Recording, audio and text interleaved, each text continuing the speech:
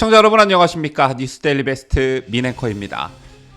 통일부는 앞으로 북한 퍼주기는 중단하고 북한 핵개발 추진 상황에서는 단돈 1원도 줄 수 없다는 점을 확실히 하라. 이 말은 오늘 비공개 국무회의에서 윤석열 대통령이 직접 한 말입니다. 윤 대통령이 이날 비공개 국무회의에서 정부가 이번에 처음으로 출간해 공개하는 북한 인권보고서와 관련한 보고를 받고 이같이 말했다고 하는데요. 이게 얼마나 기다렸던 말 한마디입니까? 북한 퍼주기를 중단하라. 이 말입니다. 북한 김정은이 얼마나 시급한 말이겠습니까? 최근 불거진 이른바 쌍방울 대북 송금 사건에서도 드러났다시피 우리 지자체나 기업이 북한에 무언가를 투자해 준다고 해도 돈을 뜯어내려 하는 게 바로 북한입니다.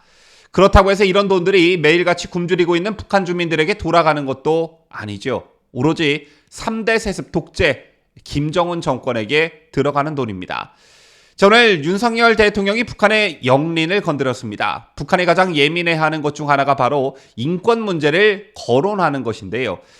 정부가 북한 인권 보고서 최초 공개를 앞둔 가운데 윤석열 대통령이 북한 인권법의 실질적 이행을 강조하고 나섰습니다. 자, 오늘 윤 대통령은 서울 용산구 대통령실 청사에서 열린 국무회의 모두 발언에서 정부는 이번에 북한 인권보고서를 처음으로 공개한다라며 이제라도 북한 인권법이 실질적으로 이행돼야 할 것이라고 강조했습니다. 그러면서 윤석열 대통령은 북한 인권법이 제정된 지 7년이 경과됐지만 아직도 북한 인권재단이 출범하지 못하고 있고 지금에서야 북한 인권보고서가 출간 배포되는 것이라고 설명했습니다. 북한 인권법은 박근혜 정부 시절인 2016년 3월 제정됐습니다. 당시 박근혜 정부는 북한 인권재단 설립을 위한 준비위원회를 구성하고 행정적 조치를 모두 마쳤었는데요. 하지만 국회에서 여야가 추천하는 이사진을 기다리는 과정에서 박 대통령이 탄핵을 당했습니다. 그 이후 문재인 정부에서는 북한 인권재단 출범을 사실상 막아서 왔는데요. 특히 이인영 전 통일부 장관이 취임한 2020년 7월부터는 국회에 이사 추천 협조 공문도 보내지 않았습니다. 또한 문재인 정부는 2016년부터 매년 발간된 북한 인권 보고서도 국민들에게 공개하지 않았습니다. 그러다 올해 3월 31일 윤석열 정부에서 처음으로 공개하는 것인데요. 윤석열 대통령은 대선 후보 시절이었던 지난해 1월 북한 인권재단 설립을 약속했고 취임 후에는 110대 국정과제에 포함시키기도 했습니다. 자, 이게 비정상화의 정상화다. 저는 이런 시각에서 바라봐야 한다. 이렇게 생각하는데요. 북한 인권법은 북한 주민들의 참혹한 인권 개선을 위해 우리가 할 수 있는 일을 하자라는 게 그 취지입니다. 북한 인권 실태를 조사하고 정책을 개발할 북한 인권재단 설립이 그 핵심이었는데요. 하지만 북한 인권법은 2016년 9월 시행과 동시에 사문화되고 말았습니다. 민주당이 이사 추천을 미루는 방식으로 재단 출범을 방해했고요. 역대 유엔 북한 특별보고관들을 비롯해 국제사회가 때마다 재단 설립을 촉구해왔지만 문재인 정부와 민주당은 들은 척도 하지 않았습니다. 그런가 하면 문재인 정부는 서울 마포구에 마련했던 재단 준비 사무실을 폐쇄하고 관련 예산도 삭감해버렸지요. 어디 이뿐입니까? 문재인 정부는 5년 내내 북한 인권대사를 공석으로 방치했고 북한 인권기록 보존소 예산도 10분의 1 토막을 내 기능을 마비시켜버렸습니다. 뭐 날치기 통과도 아니고 여야 합의로 통과된 법이 6년간 표류한 경우는 아마 북한 인권법이 유일할 것 같은데요. 모든 국민들이 기억하고 계시다시피 문재인 정권과 민주당은 임기 내내 남북 이벤트에만 골몰하며 북한 인권 언급을 금기시해왔습니다. 유엔의 북한 인권 결의안 공동 제안에 4년 연속 불참하고 김여정의 하명에 따라 대북전단 금지법을 만드는가 하면 기순 의사를 밝힌 북한 어민 2명을 흉악범이라며 강제 복송했다가 국제사회의 지탄을 받기도 했지요. 이 모든 게 인권을 가장 중요한 가치로 삼는다는 소위 진보좌파 정권에서 벌어진 일들이었습니다.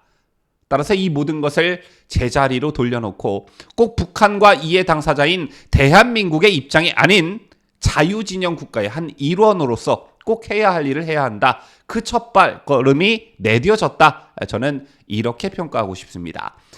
자, 그리고 인권 문제를 들춰내는 일 말고 북한이 가장 두려워하는 게 있죠. 바로 돈줄 차단인데, 북한 퍼주기는 중단하고 북한이 핵개발을 추진하는 상황에서는 단돈 1원도 줄 수 없다는 점을 확실히 해라. 이게 오늘 대한민국 대통령의 지시사항이었습니다. 아까도 잠시 언급해드렸지만 2019년 중국 선양에서 이화영 전 경기도 평화부지사, 김성태 전 쌍방울 회장과 만난 북한 측 인사가 경기도가 무슨 낯으로 왔느냐라며 이 전 부지사에게 소리를 질렀다고 하죠. 당시 북한 스마트팜 개선 사업 명목으로 500만 달러를 보내기로 한 경기도가 도의회 반대로 예산을 마련하지 못하자 이 전 부지사에게 호통을 쳤다는 겁니다. 제 같은 북한의 돌발 반응에 쌍방울이 돈을 대납하겠다고 하고 고급 양주로 비율을 맞추자 북한 측은 즉각 기분을 풀었고 이후 현금 850만 달러와 롤렉스 시계 10여 개 등을 받아갔다고 합니다. 돈을 받으면서 오히려 돈을 주는 사람에게 호통치는 정말 이해할 수 없는 상황. 이런 버르장머리 과연 누가 만들었습니까?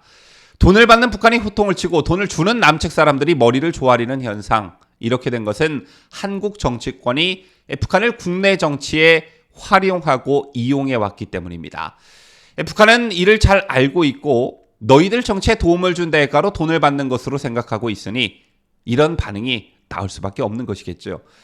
북한의 돈과 물건을 퍼주고 국내 정치에 이용하는 것은 2000년대 이후 민주당 세력이 독점하다시피 해왔습니다. 잘 알려졌다시피 김대중 정권은 남북정상회담 대가로 4억 5천만 달러를 주었고 노무현 정권은 퍼주기 그 자체였습니다. 또 만약 유엔 대북 제재가 없었다면 문재인 정권은 아마 신기록을 세웠을 것이 자명합니다. 2018년 굉장히 논란이 되었던 보도가 하나 있었죠. 북한 리선관은 남북 정상회담에 수행한 우리 기업 총수들을 모아놓고 자신들에게 돈 들고 오지 않는다면서 냉면이 목구멍에 넘어가느냐라는 막말을 했습니다. 그럼에도 불구하고 문재인 정부는 항의 한마디는커녕 남북 간 언어 습관 차이라며 얼버무렸었죠.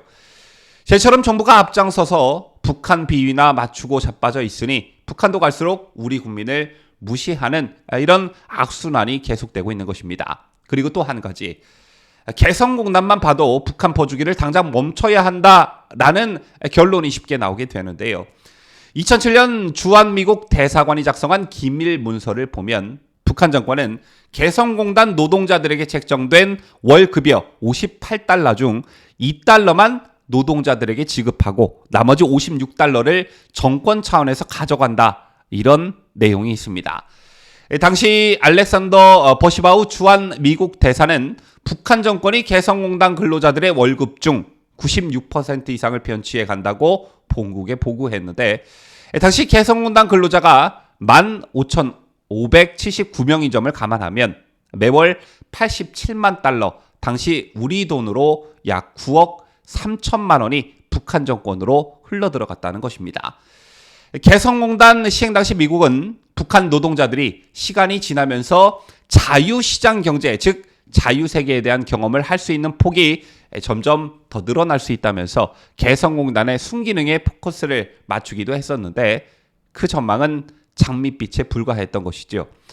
이에 따라 미국 정부도 개성공단의 긍정적 효과보다는 북한 정권으로 들어가는 자금을 차단하는 것이 더 시급하다는 판단을 하게 됐다고 합니다. 북한은 식량, 유류, 의약품 등 외부 지원 없이는 살지 못하는 나라가 이미 되어버렸습니다. 나라 경제 규모 전체가 한국의 중소도시 하나도 미치지 못하는 그런 실정이지요. 북한은 남한의 보수 정권이 들어서면 도발로 괴롭히고 민주당 정권이 들어서면 돈을 뜯어내면 된다, 이렇게 생각하는 경향이 매우 강합니다. 이런 북한의 생각을 아예 뜯어고쳐야 진정한 의미의 남북관계 정상화가 이루어질 수 있는데 그 첫걸음을 윤석열 대통령이 내디뎠다는 점에서 매우 의미 있다라고 저는 생각합니다.